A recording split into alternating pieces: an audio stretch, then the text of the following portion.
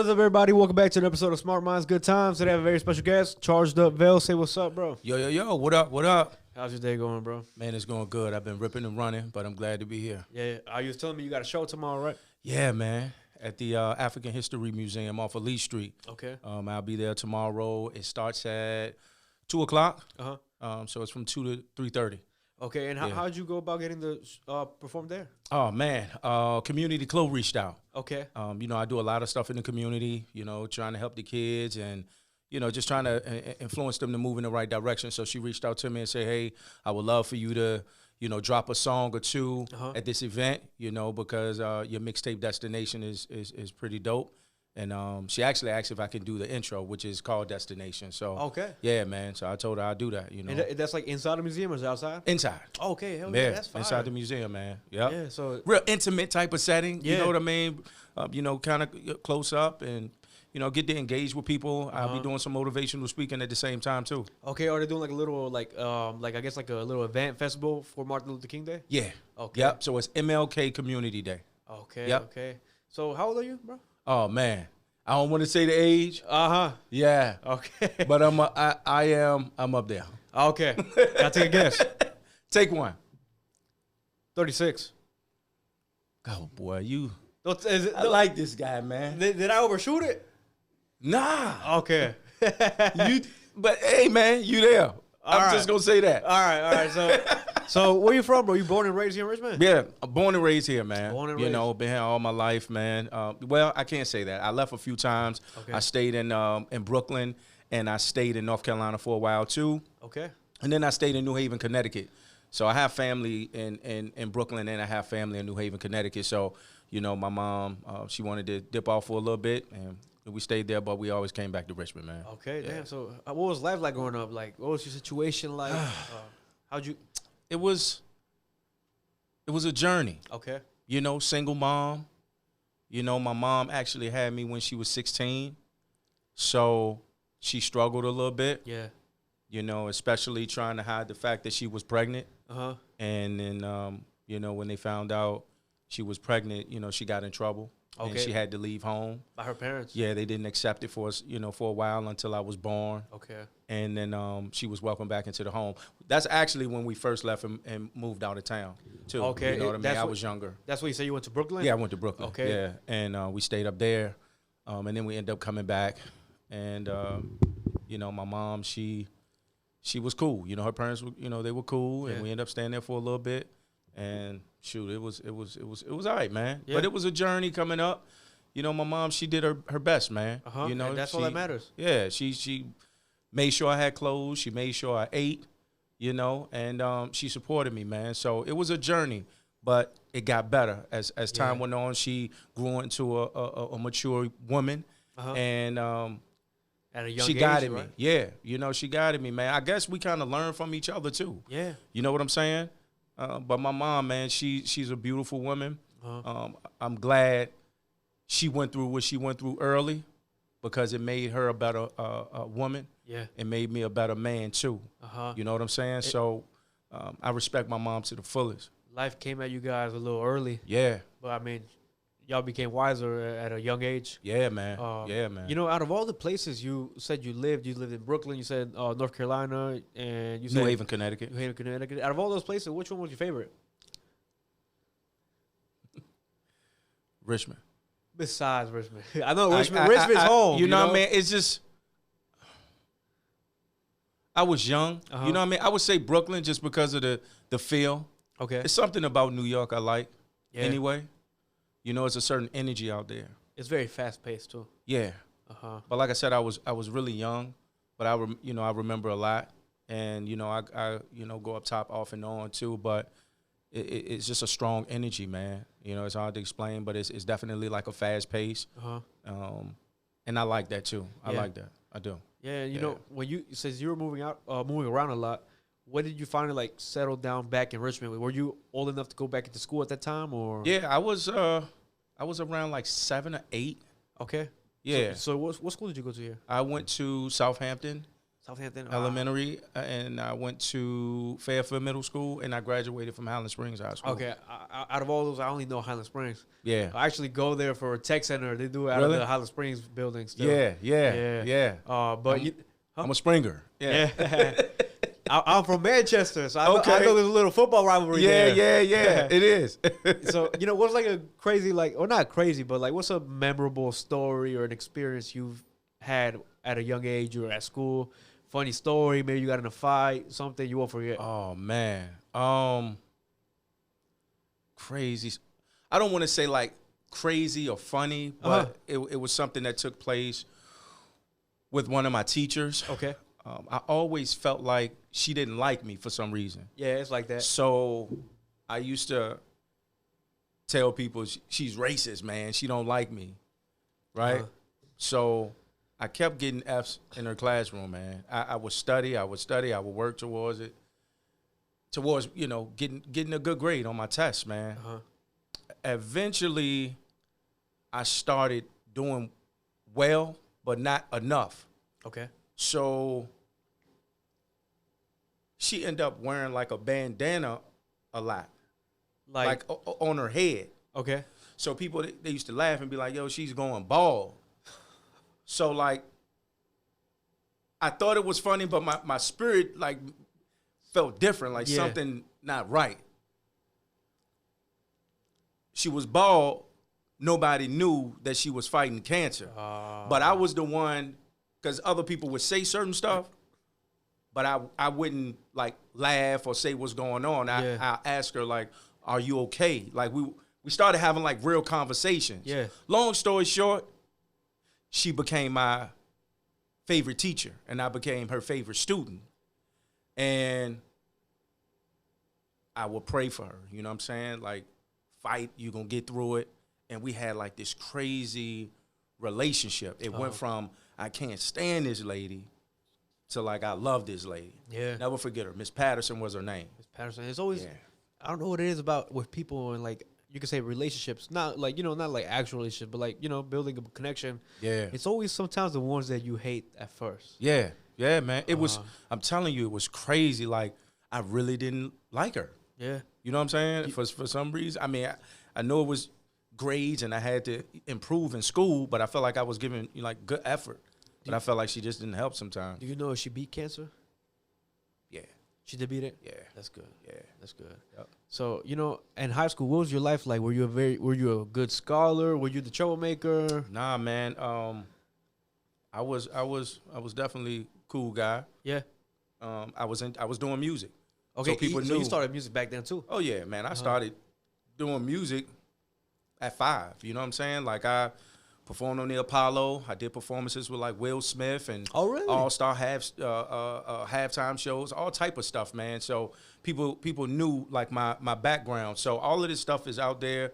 I have a documentary that's gonna come out too. Okay. So people knew like I was very active at an early age. But when I was in high school, I performed on this show called Teen Summit that was on BET. Okay. So Jermaine Dupri and a few other people, they were like judging the showcase that was on there. And people knew that we had a situation with So Def after performing. So, in school, man, I just, of course I had the girls and all that stuff, but I played football at the same time. So people just looked at me as like a cool person who was just making some noise, you know what I mean? So like I stayed active, man, throughout high school. I was always busy. I was performing. I was on the road. I was moving around nonstop. Yeah. And that back then there was none of that social media, right? Man, if we had social media then, man, buzzing, it would have been crazy. Yeah. We didn't have that, man. We had, CDs. We had flyers and posters that we would put up in the stores. You had to grind, man. Physical copy, real work. Yeah, you had to do that. Now it's easy. Yeah, it's somewhat easy. Yeah, you know what I'm saying? Yeah, there is a lot of what's the right word? What's the word when there's a lot of something? A lot of something. I may be tripping, but there's too many rappers doing it, so it is easy to blow up. All it takes is that one clip, that one song, but there's millions of people trying to get that one clip, that one song. It's oversaturated. If oversaturated, that's the word. Oversaturated, okay, yeah. And it's like back then, how, yeah, it's like, says there's no like digital media, there's nothing like that. How did you really go about making connections, getting your name out there? Maybe like you said, you said the All-Star game, right? Yeah, in Like, '91 I did the All-Star game, but they discovered me at the Apollo. okay, I that's had performed at the Apollo. I won there a couple times, and a lady named Leah Wilcox, she discovered me, and she asked if I would be interested in performing at the halftime show at the All-Star game. So yeah, Do you think just grinding. you think back then you had to be almost a little lucky to make a connection, maybe like be in the right place, right time? You had to perform, Okay. and I was performing a lot, and I would win a lot of competitions just off of performing. Uh-huh. You know what I mean? My mom, she had me rehearsing a lot. She used to dance back in the day too. So I wasn't rapping during that time. I was rapping, but I was known for like dancing when I was younger, at an early age. Uh-huh. Up until, I would say, from maybe 5 to, I'm gonna say 10, I was dancing a lot. Okay. And then I felt like dancing wasn't cool. I started going with the rapping. And Okay. I ran with it. My passion was rapping. Yeah. So were you nervous at that All-Star game? Nah. Really? I never had an issue, man. Like Okay. with performing, I love the stage. Uh-huh. People always knew me for being like very energetic. And that's the reason why, my rap name is Charged Up, because I was always like super hype, moving around, jumping off the stage, going crazy. That was my thing. I have a question Mhm. from that, because I was just curious. Mhm. So your name is ChargedUp Vell. I know Yeah. there's somebody named Charged Up Noah. Or Mhm. is Charged Up like maybe is that like a group of yours, or Well, like an acronym? no, it's funny you say that. We formed Charged Up ENT when I was in high school. Okay. So it was a group called Divine Sons, and Noah and Steve and I, we were in a group. Okay, because You know what I mean? So it came from there. Bro, he ended up running with it because I gave up, on music after a while. I wasn't inspired, and then I had a new relationship, okay. and I got married and kids, and then I started coaching football. Like, things just started changing, so I backed off from it. Okay. And bro kept moving, he kept pushing, and he's doing very well. You know what I'm saying? Yeah. I'm very proud of him and what he's doing. Even when I backed off, I would support, Yeah. and still into this day, I support what he's doing. He has the flag, Charged Up flag Yeah. shop, and all that, man. So he's moving around, he's building the brand. But once I jumped back into the music, I felt like it wasn't for me to try to jump back in and say, hey, let's pick up where we left off at. Uh-huh. And he has a whole bunch of new people around, and he has a whole different energy around him. You know what I'm saying? Yeah. So I didn't want to fool with none of that right there. So I said, I'm gonna just start my own thing and then get the pushing. He know about it. I mean, he supported. Yeah. And we just support each other. I mean, some young dudes who came up, rapping at an early age and just kept it going. And obviously, he kept it moving when we fell back a little bit. And I'm very proud of him, man. Yeah. And you said you guys went to high school together, right? Yeah. Okay. I mean, well, we went to school for a little while, and then I end up going back to Highland Springs. Okay. You know what I mean? But yeah, we met in school. Yeah. Tell me a little bit about life right after you graduated, right after high school. Did you go to college? No. Not go to college. I didn't go to college. I had my son. My plan was to go to Okay. college. How- I wanted to play football. How old were you when you had your son? I was 18. You were 18. Yeah. How was that feeling like of becoming a father at a young age? It changed my life. Yeah. Would you It say was- it would you was- say for the better? Or it just opened up your eyes? I'm going to say for the better, too. Uh-huh. Because I wanted to be a good father. Like I said, I had a single mom. And it's crazy because, I wanted to make sure that my son, mother, and I stayed together. Yeah. Obviously, we didn't, but Okay. I just wanted to make sure I was there for him. Yeah. You know what I mean? I didn't miss a step. And, watching my son grow, it's like a special feeling, man. Yeah. You know what I mean? Just to, you teach and try to help someone develop and not make the same mistakes that you made. You know what I mean? It's a beautiful feeling. You know what I mean? So I love being a dad, man. You get to guide him and instill all those, I guess, the knowledge you have and mistakes you made into him, right? Yeah. How old is he now? Shoot, my son is 21. Okay, he's a little older than me. Yeah, he's 21, man. He's it's crazy because he was rapping for a little while. Yeah, like his dad. Yeah, and I mean, he's really big on TikTok, so he got millions of followers and stuff. But hell yeah, you know, he's reaching his destination too now. You know what I mean? And he's going back to playing ball. He was known in the city for playing football. You know, people knew who he was, man. He was very talented and went through a situation in high school, and he just kind of walked away from it. And he was inspired to get back into playing ball, not just playing football, but he wanted to get his degree, so he wanted to go to school. So he said, why not play ball at the same time? Oh yeah. So I told him it's never too late, man. Whatever you want to do, just go for it. So, you know, he's going back, and he's doing his thing, man. And my other kids, they're doing well too. You know how many kids do you have? I have a total of 5 kids now. Yeah, 5 kids. So, you know, my oldest daughter, she's in college. My youngest daughter, she's in school, but she's doing some nursing stuff. And then I have two little kids, man. So, you know, a big age gap from my older kids and then my younger kids. But, you know, I love them, and my kids, they love each other. So I'm happy. I'm blessed, man. Yeah, you know, 5 kids is that's, in my opinion, that's a lot of kids, right? Or would you say so? Now I have a basketball team. Hey, you got your starting 5 right there. Yeah, you know what I mean. But I'm blessed, man. Yeah, I'm blessed. Yeah. You know, well, I completely lost my train of thought, but having that many kids this is just like out of curiosity, because nowadays everything is so expensive.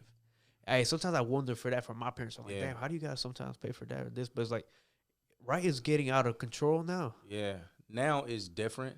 I mean, it was a little different back then, but you have to be strict with certain stuff. Yeah. So, you know what I mean, and make sure you plan, you know, and you move smart, you know. But I love seeing my kids look good and, you know, just be happy too, you know what I mean? But as long as you plan everything out, man, and make sure that you're not going beyond your means and all that extra stuff, I mean, it's okay. The unnecessary, right? Yeah, you know what I mean? You have to know when to cut certain stuff off, man. You know what I mean? So since you found out you were becoming a father at 18, what were your first steps? Did you go into working right away, or? I did, man. Yeah? Yeah, I started working at this place it was a butter place called Dean's Food. Dean's Food? Yeah, Dean's Food. It was a butter company, man. Okay. I didn't stay long. Oh, was it that bad? I mean, you know, I'm young at the time, man, and they trying to get me to pull 12-hour shifts. I was cool with the 8, but then, you know, they were like, we need to do these extra hours, and I'm like, you didn't want the overtime. I'm not trying to do that.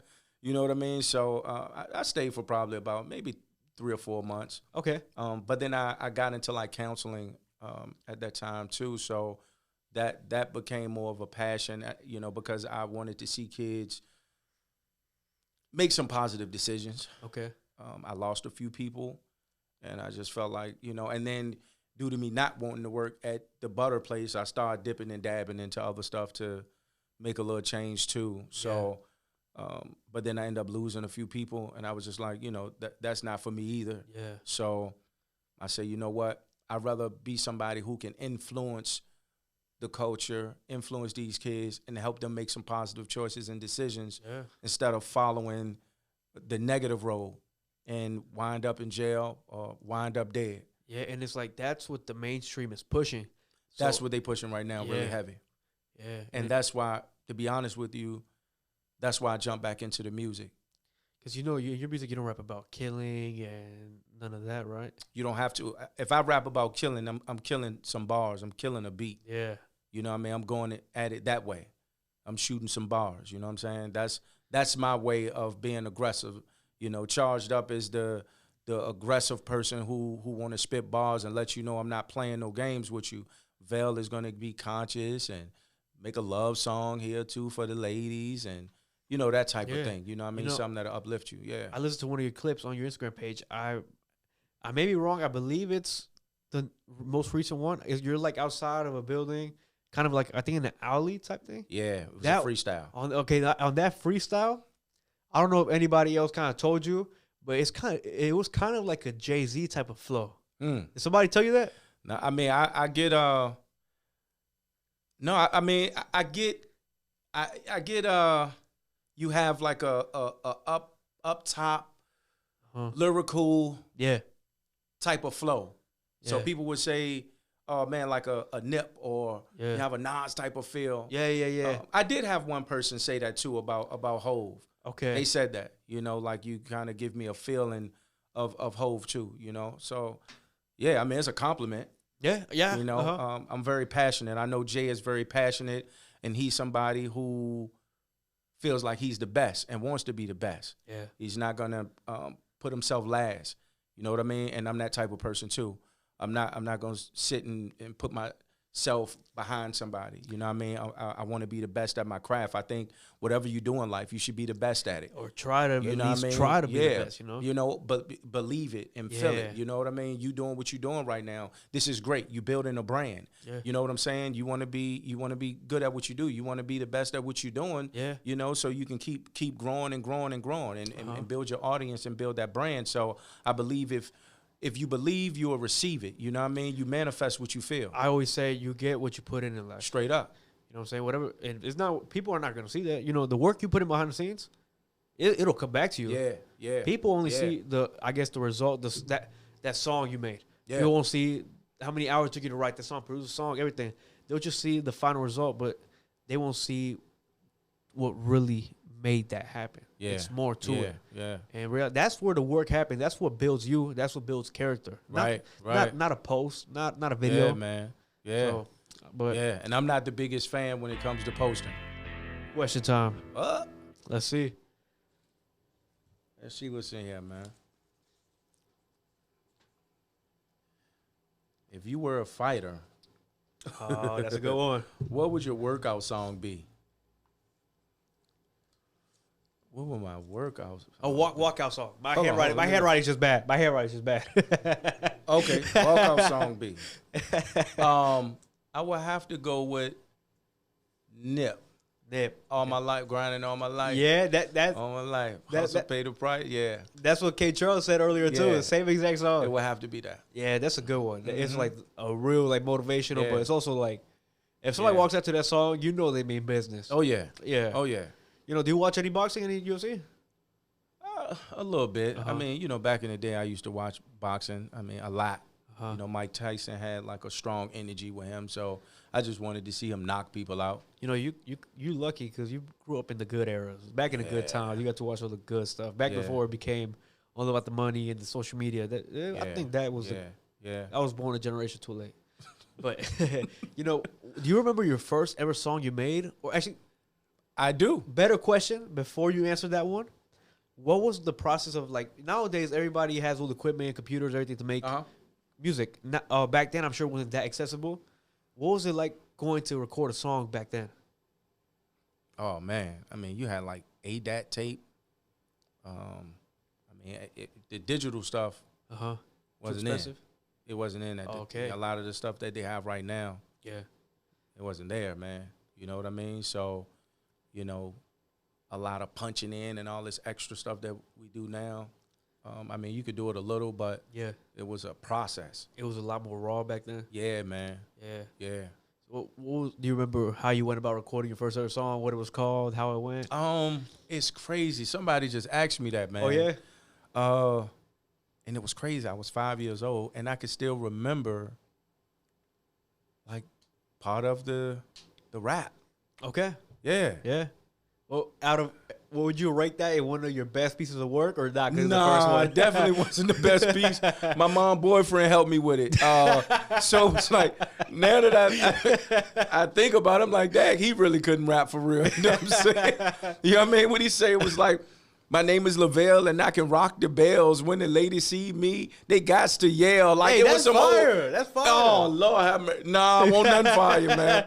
You know, because as I started growing, you know, because I love, like, Mobb Deep and like Wu-Tang, Raekwon, and I mean, Nas. I came up listening to real music. So as time went, I'm just like, All right, you know, I have to adapt to like some real music. Rakim, these guys are lyrical. They telling stories. They have so much passion and feeling in it. So listening to them guys, man, Boot Camp Click, I just developed like a real raw sound. Okay. You know what I mean? And that's important, man. You know, when you rapping, man, you want to study people. Yeah. You know, and that's what I did even jumping back into music now, you know. When COVID hit, that's when I got that urge to do music again, man. And you had the time to sit down, analyze, and just, I guess, master your craft and just see how you want to go about it, right? Man, see how I want to go about it. But I told myself I didn't want to leave here with any regrets. If anything happened, you know, it was a lot of fear at that time, man. And I'm like, yo, if I die or if something happened, I don't want to be on my deathbed saying, oh, man, I wish I would have gave it a shot. I wish I would have did this. Knowing that I had a bunch of opportunities, man, at a young age, you know what I mean, with numerous labels, you know, I'm like starting like young, you know, with Motown and then So Def and then all this extra stuff, I remember you telling me about that. Yeah, man. You were signed to them too, right? I didn't sign, but it was very close. You know what I mean? I had some behavior issues, you know, in middle school too. Okay. But, you know, I was supposed to do like this commercial for Coca-Cola at the same time. And it's so crazy, man. Back then, they were really strict on behavior in school and your character. Today, it's the opposite. They want the bad kids. I mean, if I was out today and at a young age, they'll love me. Yeah.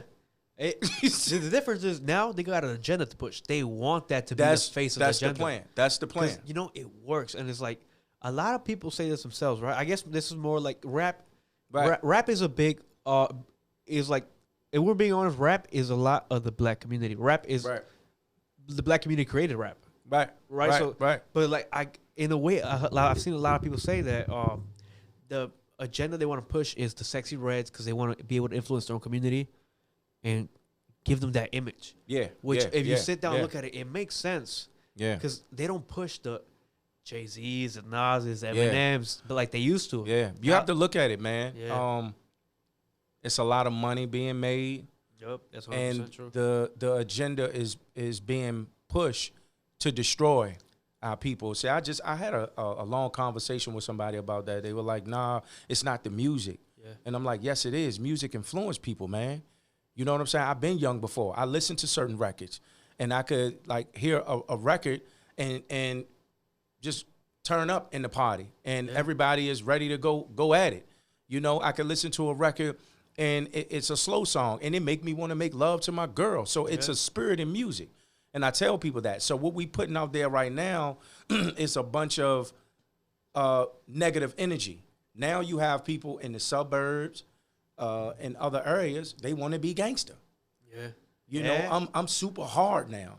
You know what I'm saying? You know what's crazy too? One thing we were talking about, I forgot who I was talking with the other day, but it's like the people in the suburbs want to act like they're from the hood and they're gangster. Yeah, man. The people from the hood and gangster, I'm not saying all of them, but they would rather live in the suburbs. Yeah, man.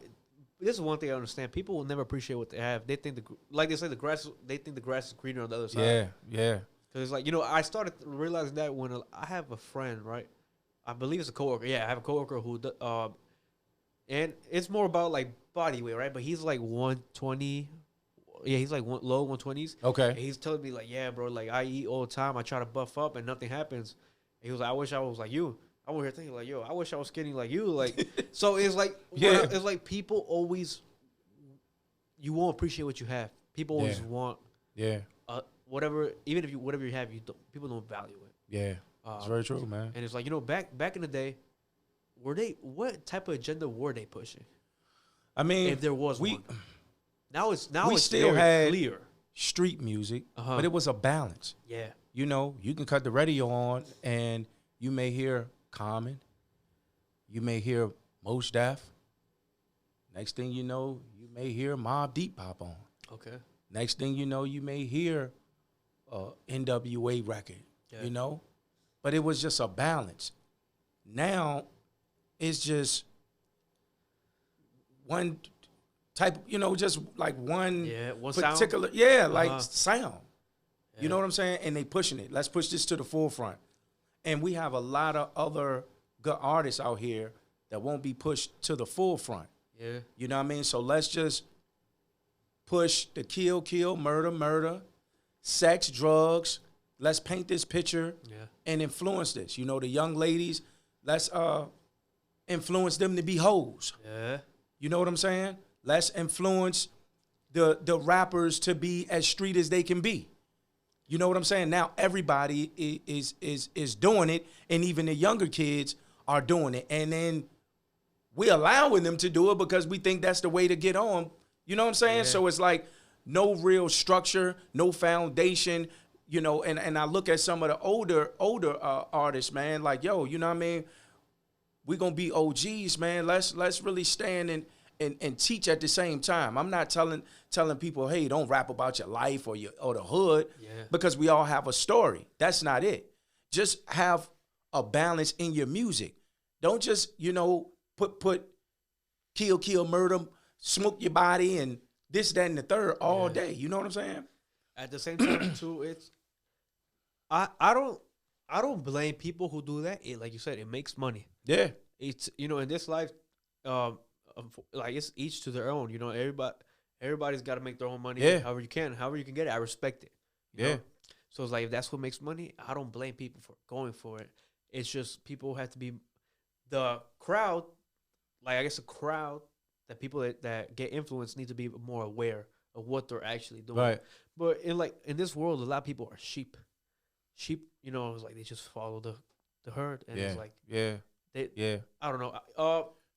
There's a lot of silencing going on too in this world. Mm-hmm. All the people that try to speak out, either they end up dead, missing, or something bad happens to them. Yeah. And it's like that.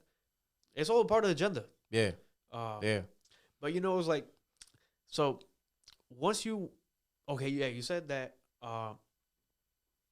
you say you didn't sign to Motown, but you were almost there. How many other record labels approached you? So Def. We did some a showcase for this guy named CJ. He actually was the person who got Chris Brown his situation. Okay. Actually, he was the person who got me the situation with Motown too. We talk often as well. Okay. Shoot, man, Interscope. I mean, Interscope, it was so many different people that I was like talking to. You know what I mean? At different times. You know what I mean? So, like, because I like challenging myself with music. So, you know, at one point I'm just doing straight hip hop. The next minute I can dive into some alternative / pop. You know, I love music. You know what I mean? So, you know, people got to hear a variety from me. So I always had, you know, different people approach, you know what I mean, for different things that I was doing, you know? So, you know, it was a lot, man. What artists did you take the most inspiration from back then? Nas. Outkast. I mean, it's a group. Yeah. But yeah, you know, Nas, Outkast. Yeah. And it's like those rappers, they're the ones making good music. And that good music is what has longevity. Yeah. I'm sure back then there was still people trying to be like, I don't know, like the Sexy Red, or just make, I guess, what's the right word? I guess like trying to be popular music or trendy I mean, music. But that doesn't have longevity. Yeah, I mean, you will have that, man, and nothing against. I mean, even with her, you know what I'm saying? I think, you know, it's your environment, but I think she probably has a story too to tell. Yeah. But when you get yourself in these situations with these labels, they may not want you to tell certain stories. You know what I mean? And when I was coming up, man, we had a lot of street artists. Yeah, they talk that talk. You got to realize. I talked to my homeboy about this too. I said, yo, the world loved Tupac. Yeah. He was gangster to the gangster. Yeah. But when you listen to a Tupac project, Dear Mama, Broken Wings, he has other records on there. Yeah.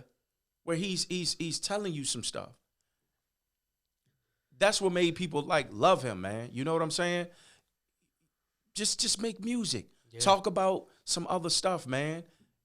Help somebody. Tell your story. What did you go through? And that's pretty much what I want to bring to the game, man, and inspire the younger generation to see. Yeah. You know, don't let these people try to control you. You know what I mean? A lot of these labels, they controlling these artists, and they telling them you have to do this. Yeah. You need 1,000 chains, and you need this on to make it. You know, You know, do you think if you were to have signed the deal back then, do you think that could have happened to you? nah. But like I sometimes, mean, sometimes it's if it not in was your early, control. early, probably so, because I was in a different space at that time. Yeah. But then again, I had some OGs around me too. Okay.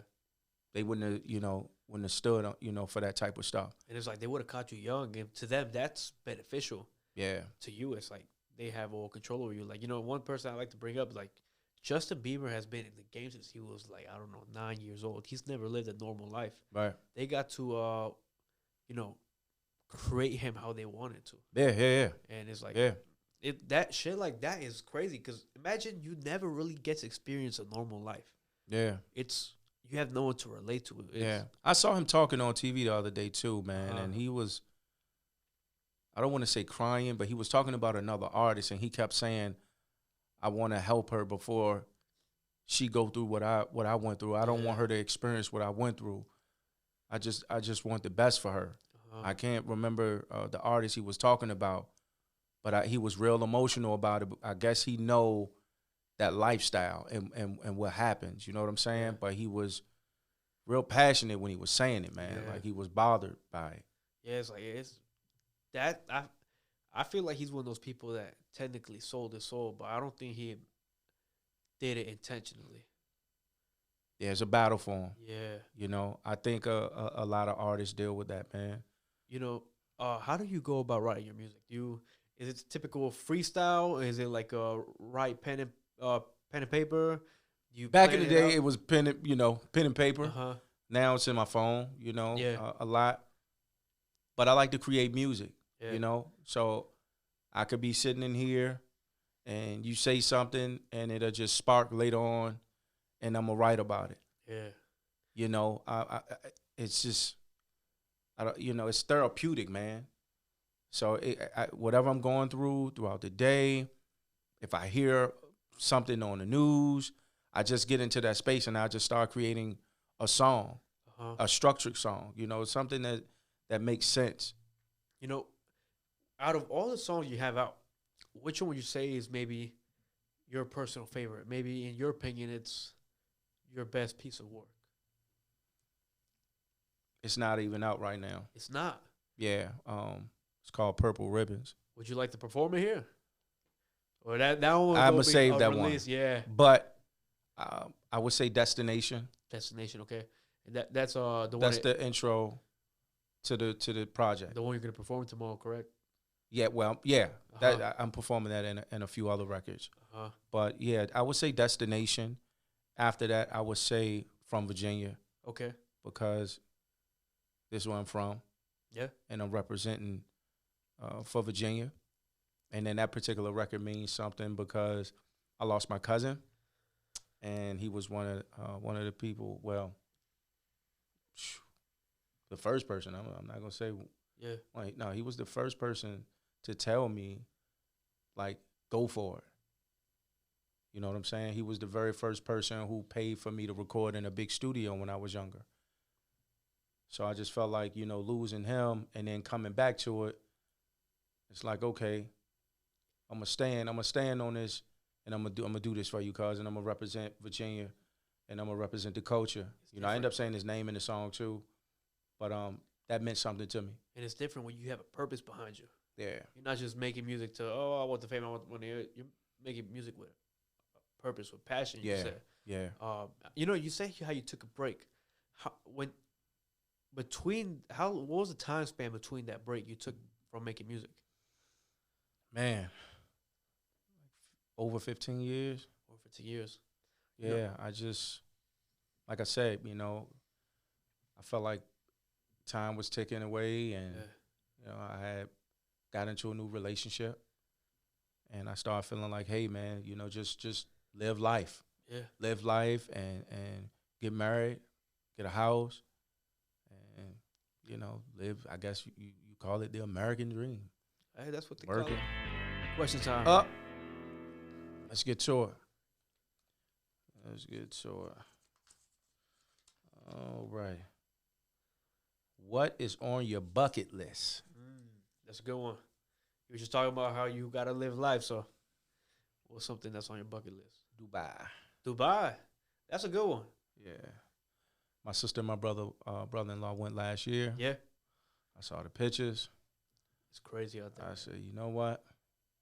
I'm going to Dubai. What's that? They got the tallest building in the world. I forget. It's like something Burj. I'm not sure. I don't know, but the tallest building out there is called like Burj Khalifa. Burj Khalifa. That's what it's called. Okay. Yeah. Okay. As they had it in the Fast and Furious 7 movie. Oh man. Yeah. That's a good spot. I would want to visit out there. You ever been out of country? I have. Mexico. I have. Yeah. Cancun. Was it Cancun? No, not Cancun. What was it? Cozumel. Oh, okay. Cozumel. Okay. Yeah. And it was another part of Mexico too. I can't remember. Okay. But yeah, Jamaica, St. Lucia, St. Kitts, Bahamas. Few places. Yeah. What would be your dream place to live though? Dream place to live, man. An island. I mean, island. I would just say St. Thomas was pretty cool. You know, I like the blue water. I like sand. But I feel like people, you know, they are free. I didn't see a whole lot of people running around with material stuff on. Okay. You know, I saw a lot of people like being real crafty, building certain stuff, painting, you know, pictures. The food tastes different. Yeah. The food tastes real. It tastes rich. It don't have those preservatives. Yeah, and man. all that other You stuff know, in it. when I got back here, I just was like, something's not right. They man. definitely put some shit in our food. Yeah, this is not it. Like the chicken and everything, man. Yeah. So it's crazy how they buff up the chickens. I believe. yeah, man. For the time they're born, it takes 2 weeks for them to be fully sized. Diesel chicken, man. Yeah. Oh yeah. Yeah, man. Yeah. You know, so those type of chickens I want to put up to fight against. I'm trying to tell you, man. Yeah, man. It's totally different, you know. But you know, I monitor that now. You know what I mean? You know what I eat. You know, I don't even fool with meat now. Oh, you vegan? I'm not gonna say vegan because I eat fish. Okay. You know, it's pescatarian. Yeah. Yeah. So you know, I eat fish here and there, but then I'm cutting back on that too. You know, if you had a chance to record with any artist, what artist would you like to make a song with, collab with? New artist, like an artist that's out. Yeah, people that are still in the game. People that are still in the game. Okay, I do like J. Cole. J. Cole's a good one. I do. I respect Kendrick too. I like his craft. And then I still gotta go with Nas. Yeah. I still gotta go with. I mean, some people may not look at this artist or even probably never heard of him. You know what I mean? But Buckshot. Buckshot. Yeah. I have not heard of it. Yeah, Buckshot, man. He was part of Boot Camp Click. Okay. You know, they had their movement, but I played his record over and over and over. You know what I mean? When I was younger too. What if you had like a chance to perform anywhere in the world you want? Madison Square Garden, England, I don't know, festival. What about that? What would be your dream place to perform? The Garden. Garden. Old classic Garden. Yeah, there. Or festival, Coachella. Yeah. Hey, yeah. Coachella. Have you been to any concerts? I'll be there this year. Oh, you're going? Yeah. Oh, you already got tickets? Nah. Okay. But I'm going. Yeah, I heard it gets good out there. I'm going. I'll be at a few festivals this year. Yeah. You know, so I'm just making moves to be all over the place anyway. But I just want to see the energy. I want to feel the energy. You know, things go well. Might be in the lineup. Yeah. You know what I mean? At some point, you know, at a few festivals. You know, you're talking about how you want to go to different places, like make moves. I saw you were just on a podcast not too long ago, right? Mm-hmm. And I think you were on the actual. It wasn't a podcast, but it was like an interview, 2-3 days ago, right? Yeah, a couple days ago. How was that? It was nice, man. Yeah. How of life. You know, they love the hip hop culture. You know, they respect what I've been doing. They actually been following me for about a year now. Okay. You know, just kind of watching, and yeah, I love everything that they doing, man. And you know, they push the culture. They want to see people win, and I love it. Yeah. That was out in Pennsylvania, right? Yeah. Yeah, I So saw they're that. in Pennsylvania and in Atlanta. Okay, you know, I saw you was in Pennsylvania. It was like I said, it was like 2 days ago. I was like, damn, is he? I was like, is he gonna make it? Nah, but luckily you were able to make it. Yeah, man. How many interviews or like how many times have you like been like you could say like in a media video in front of the camera? A lot. Yeah, right. Like I said, it started at an early age. News interviews, you know, music videos. Like I've been doing it, you know, performing on national TV. So like I'm like real comfortable. Yeah. Yeah, real comfortable. You right know, now doing it, man. if you could go back in time to at that time when you were younger and give yourself one piece of advice or tell yourself one thing, what would it be? Trust your gut. Yeah. Make the best decision for you, man. Put you first sometimes. Yeah. A lot of stuff, man, I did just off of the strength of my loyalty. And I didn't want nobody to feel like I was just Hollywood. trying to do my own thing or not being a team player. Okay. Yeah, man, I had people approach me a few times about doing some things because I was in a group. Yeah.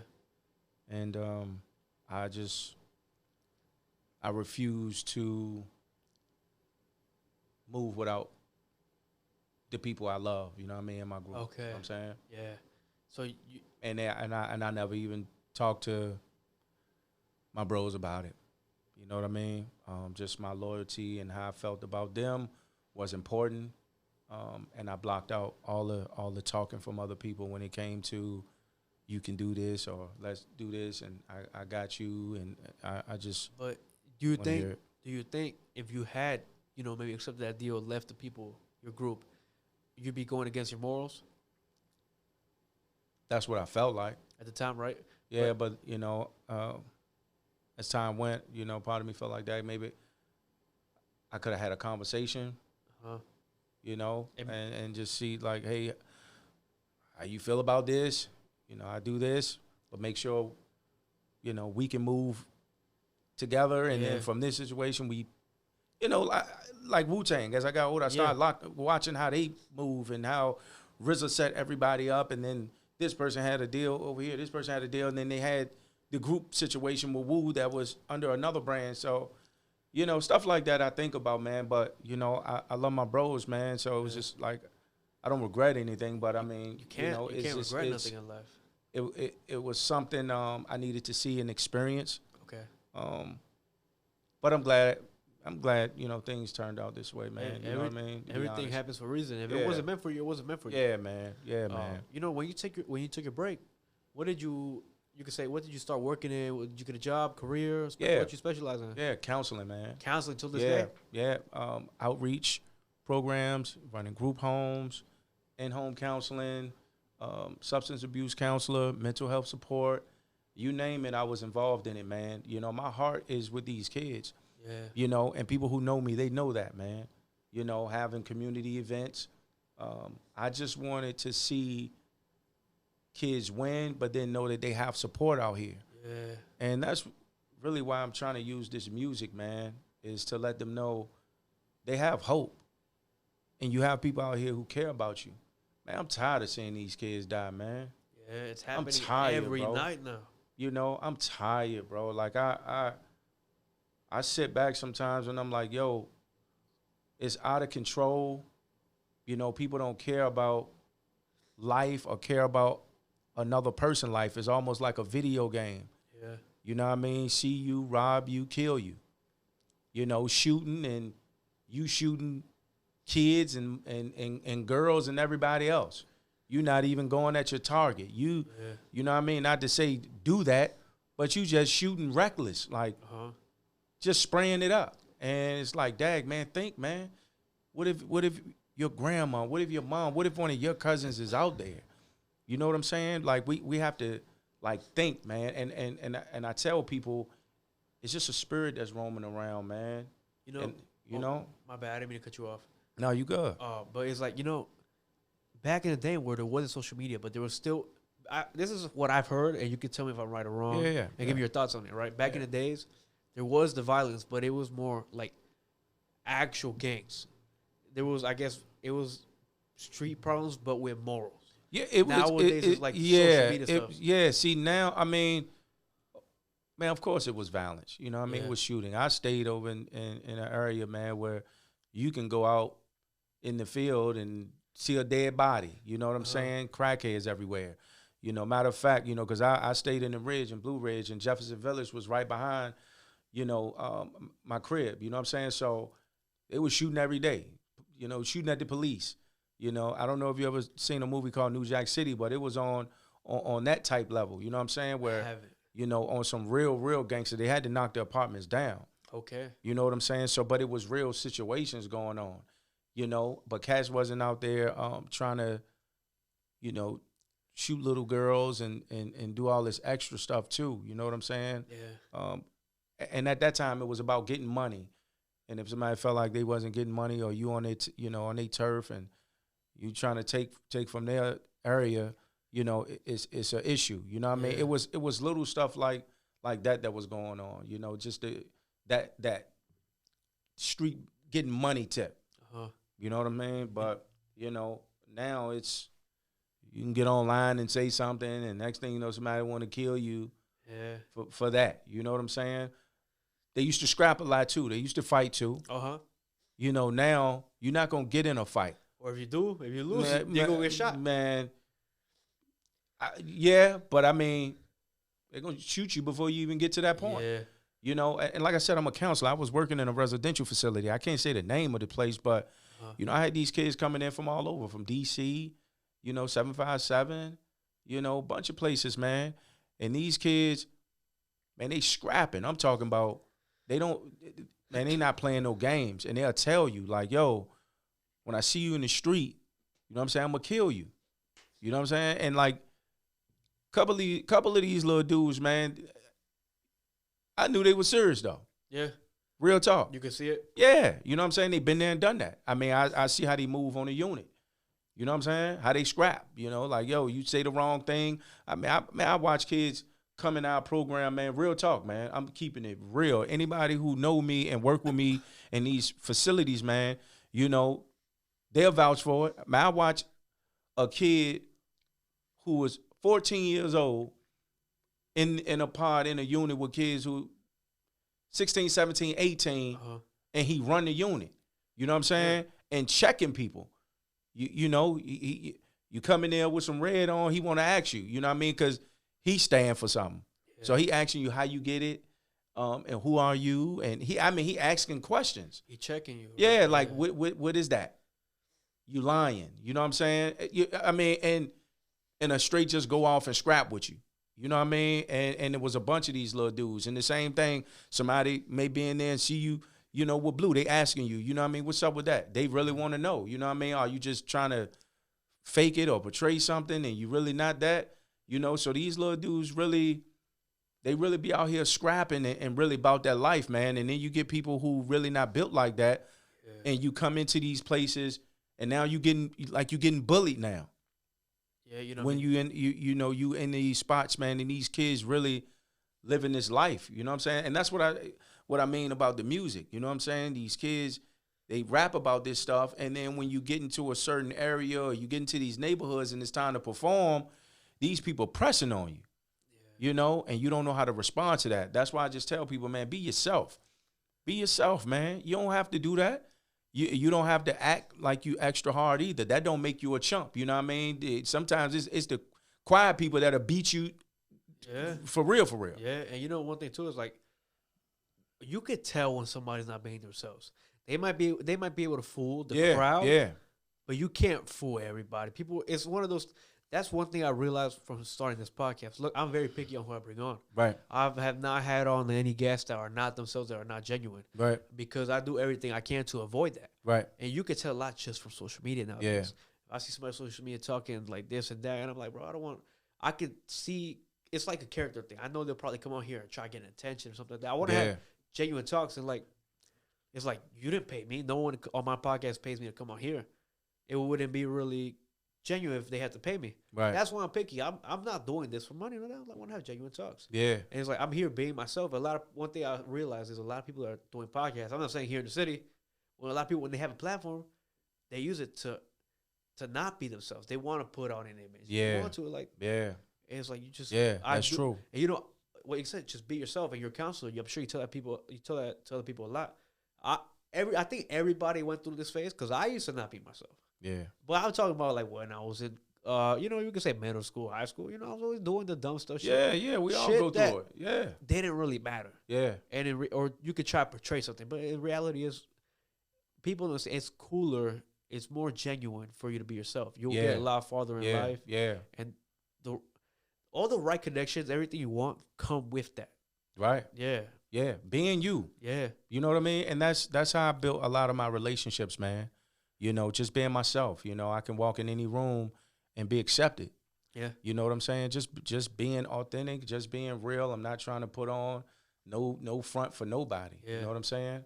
And I believe people should think like that. Yeah. You get further in life, man. You will. Is there a certain kid that you've when you counsel, is it like you have one-on-one session with kids, or is it a group of kids? Okay. Yeah. Is there a certain? It's a group of kids too. Okay. Doing the residential stuff. Okay. But then, when I was doing like in-home and mental, like mentoring. Yeah. I had some clients, I build with one-on-one too. Is there a certain, maybe, without saying his name, is there a certain kid that you have a story of that you really impacted him? You've seen him change for the better. Do you have a story of it like that? Man, yeah, it's a couple. One that was like you really redirected him in his life at the time. Yeah. Man, it's really a couple of them, man. Yeah. Yeah. One particular kid though, the young boy I was talking about who was 14. The one running the unit. Yeah. He started calling me Pop. You know what I'm saying? And he had his behavior issues, but he was really a good kid, man.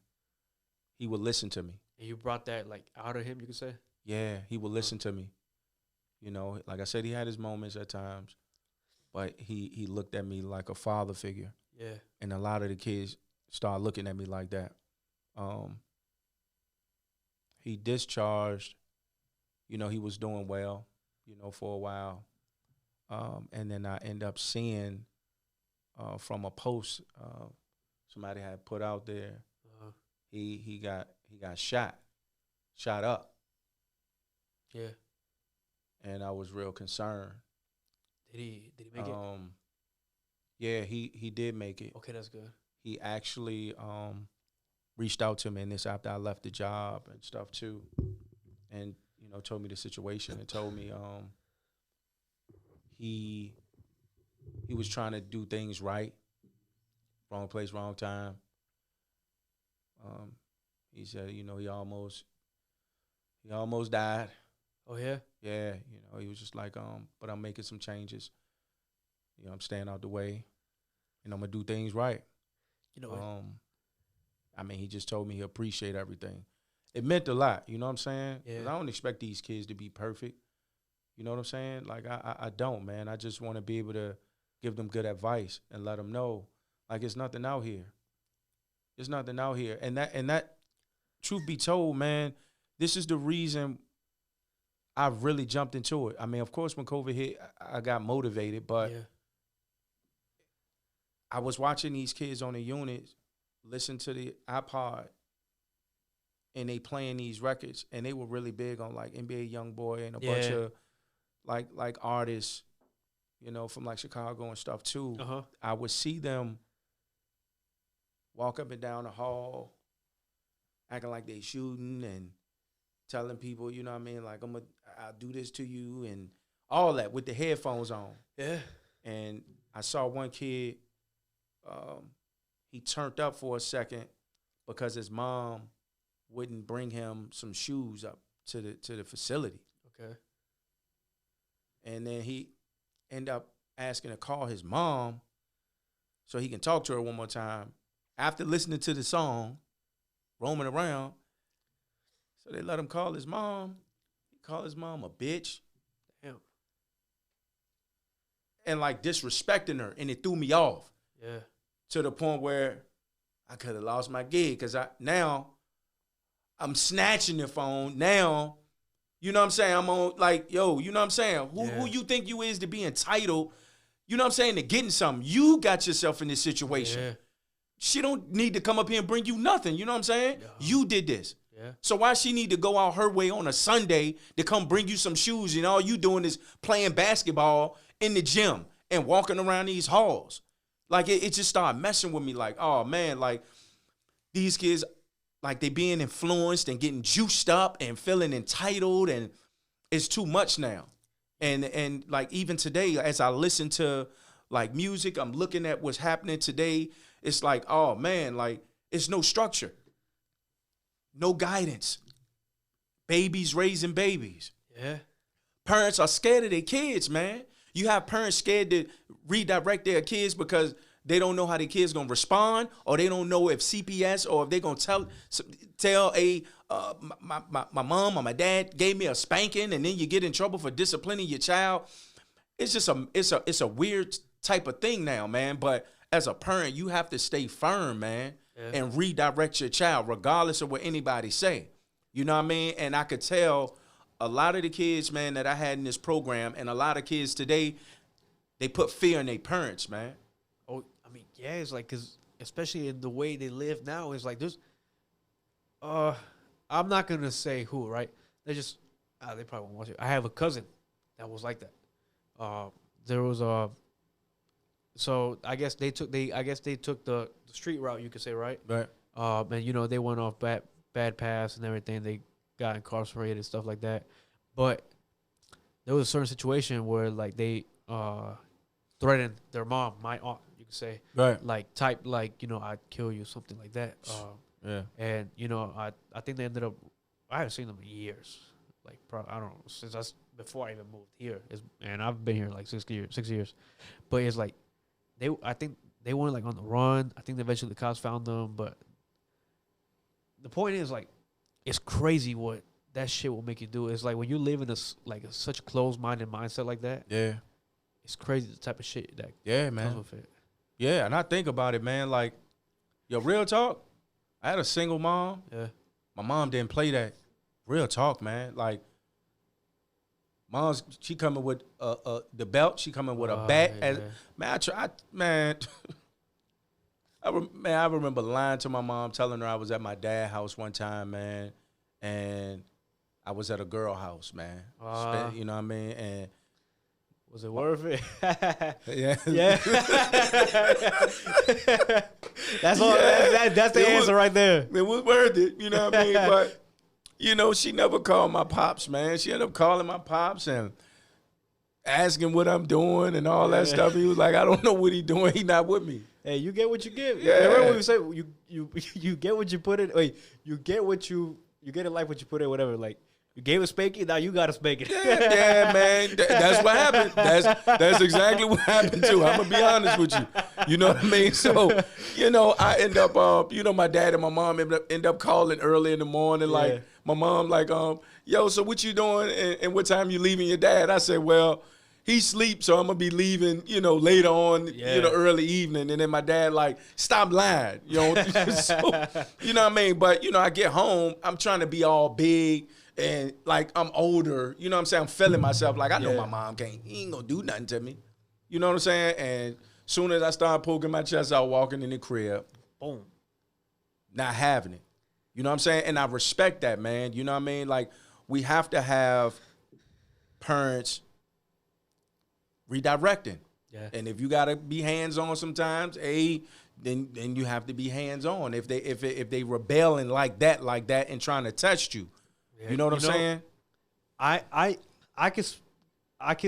was one of those kids like, yeah, I had to whoop his everything too often because I was one of those kids like, the more you tell me no, the more you can like punish me. The more I wanted to do it. It was that urge. What was that, man? You know what? I never just understood that. But one thing one thing I learned about me is like I'm very stubborn. You tell me no, I'm gonna do what I want to do.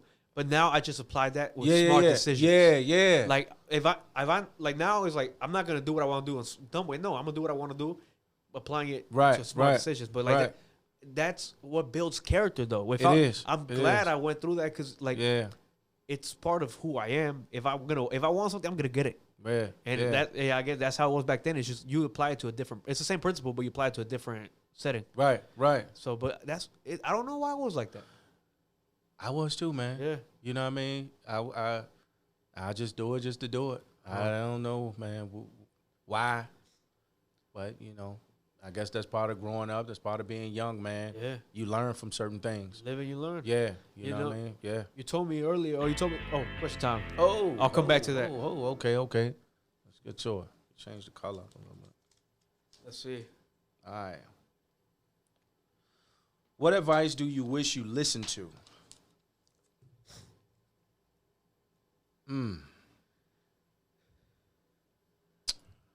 I wish I would have listened to one of my OGs. He pretty much said you have to put you first. Yeah. Nobody is going to treat you better than you. Yeah. You know what I mean? 100%. Whatever you want to do in life, you have to make sure you prioritize you first because nobody is going to go out their way all the time for you, until they see something going on with you. And right now, today, I see exactly what he was saying. You know what I'm saying? I'm grinding right now, and I'm working. I have a few people around, but it's up to me to put me first so people can see it and believe it, to want to be a part of it and help me move the mission and this goal forward. That's life right there. People aren't going to support you, join you until you go put that work and show a result. Sadly, that's how it is. That's how it is. Same could be said with this podcast. People didn't want to come on here until they saw certain people get on. Right. Certain people may not want to make a song with you until they saw certain things you did. It's one of those things where you can't take it personal because that's just how life goes. Man, that's crazy. And you young and you feel like that. Yeah. I was feeling the opposite until I talked to my cousin. You know what I mean? And I'm like, yo, you know what I mean? When things take off, man, I'm not reaching out. I'm not doing this, and I'm not playing this game and being in people's face. And then my cuz was like, shout out to Joanne. That's my cuz, love her to death. But she was like, don't think like that. Yeah. You know what I'm saying? People may not see it right now, but when it happened, accept them. You know what I mean? Yeah. It is what it is. Sometimes you have to make some noise. Sometimes you have to leave outside of home. Yeah. And then people see what's happening and then they accept it, and it's true. And I'm not the type of person to keep grudges, man. I think for me right now, man, it's just about proving and showing. And it's like, same on that subject, it's like everything in life, even small things, it's in one way or another, it's a transaction. It's beneficial. Yeah. It's like anything. Yeah.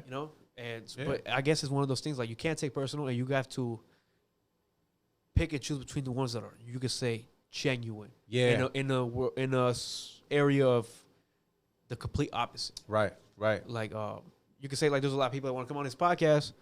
You could say some people want to come on here for attention, some people want to hear for the platform, some people it's different. But I'm like, okay, but I want to talk to people that have good intentions. Right. Like, I would not be sitting here talking to you if it wasn't for that. If I saw that, if maybe I saw like, damn, like, you were saying certain things or this and that, or I think you were coming on here for some clout, then a lot of people, I wouldn't bring anybody on like that. Right. But I know you got a story to share. You got some wisdom. You got real life experience. Yeah. That somebody like me, I'm young, I can learn from. Right. Somebody watching, some things you said in this, you've been saying, might be what somebody needs to hear. Right. You never know that. Yeah. And one thing when I went on the radio, one thing they told me is like certain things you say you don't know, but it might be therapy to somebody. Real talk. Like Real talk. You know, one thing I wanted to bring up earlier, you told me this morning you didn't mind, like if I asked you about, you could say your political belief. One thing we're talking about earlier is, you know, like the young kids having guns and killing each other. Well, how do you feel about, like, you could say guns? Guns. I mean, I feel like we do need weapons. You know what I'm saying? I mean, legally. Yeah. I think a lot of guns today are being planted in certain areas. You know what I'm saying? To set these kids up. I have heard for about failure. That. Yeah, to kill each other, to shoot each other. That's what I feel. That's what I mean, I know. You know what I'm saying? Yeah. So, should we have them the right way? Yeah. Yeah.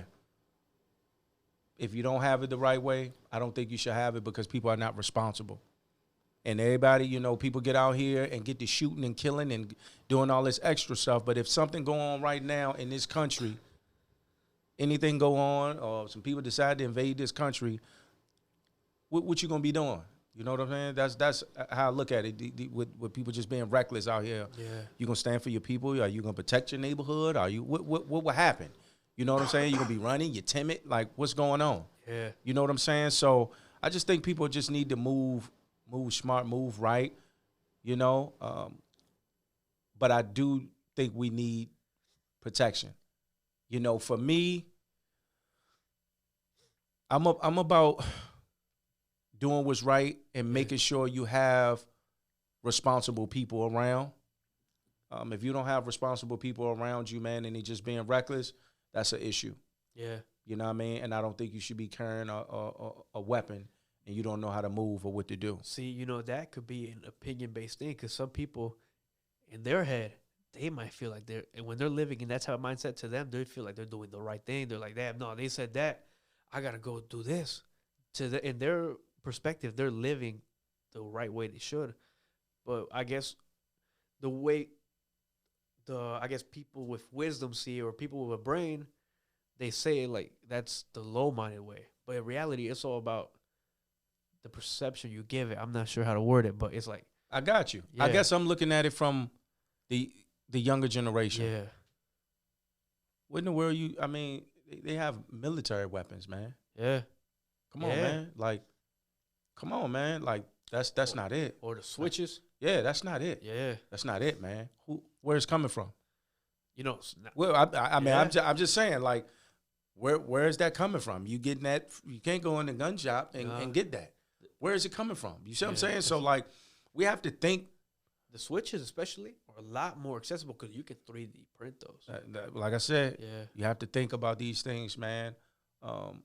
It's a lot of stuff going on out here behind the scenes that we don't know about. You know what I'm saying? Yeah. So, you know, we have to be smart, and even with the younger people, man, just be smart about what you're doing, man, and how you using certain stuff. I mean, I wouldn't recommend, you know, having a gun and just walking around and somebody say something, you shooting them, or you robbing somebody and then shoot them up just because you want something they have. That's reckless, man. Yeah. You know what I mean? If you have a weapon and you don't have a license, you just have it because you want to protect your family if something go on or whatever is in your crib. Hey, you know what I mean? I'm not judging nobody on none of that. You know what I'm saying? But, you know, if the plan is just to kill and be reckless, that ain't it, man. You know, like, I just kind of like stitching, not really though, because they know it. But like at my job, a lot of my coworkers, they carry you can say weapons in their vans. They're work vans. They're not technically supposed to, but even the people from the company, when they go and ask them about it, like the higher ups, they say, you know, listen, they're not gonna say yes, but they just tell them, look, at the end of the day, you gotta do what you have to do to get back home to your family. Yeah. So that's saying all you gotta real know. Talk. Yeah. No, that's real. You know what I mean? I mean, some people say they rather, you know, do a couple of years in jail, living, defending themselves, than just getting caught in the wrong place, wrong time. I'm not against that at all. Yeah. It's the sloppiness. Yeah. Is what I'm talking about. You know what I mean? Yeah. You know, where do you see yourself in about 5 years from now? Like, you know, whether you still want to pursue music in 5 years, whether you could say, and I don't mean life wise, like, oh, I want to have this car, I want to have this house. I mean just you as a person. Where do you Yeah. see yourself in 5 years? 5 years, man. I see myself helping other artists, Yeah, moving them in the right direction. Still see myself, moving the culture forward. as a management standpoint, you could say like I mean, authority. I've been doing that, Yeah. off and on anyway. Okay. Managing and helping artists, man, doing artist development. I've always been into that because I believe in seeing people win, man. Yeah. That's been for real. That hindered me from even dropping my project, and moving my own material because, I'm so big on wanting other people to win. And once I get going, man. I'm all in. I'm gonna help you as much as I can. Yeah. Because I either see the vision, I see something in you, and I want the best for you. And then I'll go to the extreme and just start working on overdrive. And sometimes I can go too hard, you know what I'm saying? But that's just me. That's my nature, man. I want people to win. So I could definitely see myself helping other artists get there and helping them understand like the business and making sure they're not selling their soul for fame. Yeah. That's the key. You know what I mean? Just be yourself. You don't have to worry about trying to fit in. Whatever feel right to you, you do that. Yeah. Yeah. How you say, like, you said just now how you go, like, you see something in somebody, you go and help them, or you help them, you can say a little too much. Yeah. Do you think maybe sometimes it's a good thing you do that because it's with good intentions, but some people might take advantage of that because you can really only help somebody but so much. Yeah. And it's like I've had that happen to me. Like I've helped people, and it's like, and then I guess they see it as a normal thing, but you can really only help somebody so much before it's not help. It's bottom feeding, you could say. I think it's that, man, or sometimes people may think you're doing entirely too much and don't really see the value. Okay. You know what I'm saying? And sometimes things go left, and then sometimes, people get burnt out. Like, I mean, I've like realized I was just doing a lot, man. You know what I mean? And I didn't put myself first. I started thinking about conversations that, my OG had with me. Yeah. I wasn't putting myself first, and time is ticking for me. You know what I mean? Like, prioritize yourself and still help people too. So, like I said, I still see myself later on doing certain things when it comes to helping other artists because I love that. Yeah. I love it, man. I can't front on that. I love seeing people win. I have like this thing, man, about that. I want to help people reach their destination. Like, that's why, like, for real, I did this whole project, man. Yeah. And that's why I'm doing what I'm doing. I really want to see people be successful. It's not about me. It's not about I. And I get that, And sometimes you may hear me rap and say, "Oh, I'm the best, this, that, and the third." That's hip hop. That's rapping. That's a bar. And, at the same time, that's how you're supposed to feel in a way. Yeah. But, in my heart, I want people to win. Yeah. I want people to trust God. You know what I'm saying? I want people to believe in themselves and understand whatever they put their mind to, they could do it. And if I can help you, I'm going to help you.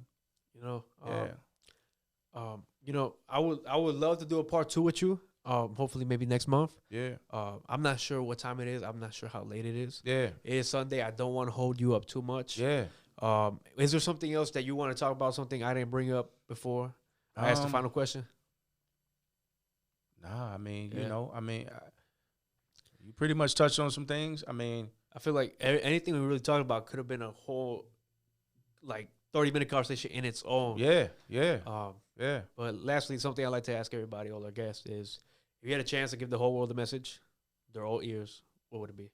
What would it be? I would say trust in God. It's a lot of stuff going on, man, right now. It's a lot of evil going on in the world. We're not paying attention to it. And I believe God, God is the key, the foundation to it all. And I would say just latch on to him a little bit. Don't be pulled into the world. Don't feel like you have to fit in. Just be comfortable with yourself. Believe in yourself. understand who you are, and let God guide you, man. That's it. That's a strong message, bro. Yeah. ChargedUp Vell, I appreciate you a lot for coming on, bro. I appreciate you for taking time out of your day and making it here. It was a great talk. Yeah, man. And like I said, definitely I enjoyed myself. We definitely got to do a part 2. I know there's you're a great talker. You have a lot of knowledge. So I know I would like to have the chance to pick your brain a little more and get your your thoughts on things. So I'm with it. Let's do it. I'm with it. I appreciate you guys so much for watching. We out later. Yeah.